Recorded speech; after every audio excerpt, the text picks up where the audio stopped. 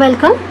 দীর্ঘ 10 বছরের কোমরের যন্ত্রণা এবং ব্রিদিং প্রবলেমের সমস্যা নিয়ে ডক্টর কে.এম. সাইফুল্লাহ স্যারের কাছে দেখাতে এসেছিলেন মিস্টার মানিক লাল দাস, এবং আজকে ওনার সাথে পেয়ে যাচ্ছি আমরা ওনার ছেলেকেও।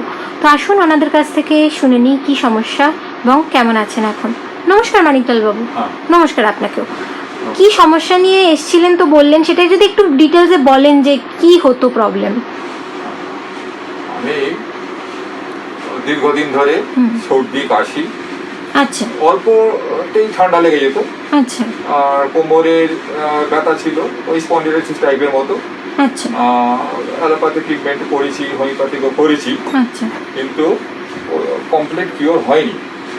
তো এনার কাছে এসে কি সমস্যা হতো এর জন্য আপনার? শ্বাসকষ্ট হতো, আর অল্পতেই সর্দি কাশি হতো। সর্দি কাশি শ্বাসকষ্ট যেটা হয় আর কি। হ্যাঁ। এছাড়া কোমরের যন্ত্রণা যেটা বলছেন সেটার জন্য কি হতো? হ্যাঁ, কোমরে পেন হতো। আচ্ছা। হ্যাঁ, মানে অল্পতেই, এই জন্য ওষুধও খেতাম। হ্যাঁ, আর সেরে যেত। আবার মাঝে মাঝে এই মানে সুরাহা কিছু তেমন হচ্ছিল না? না।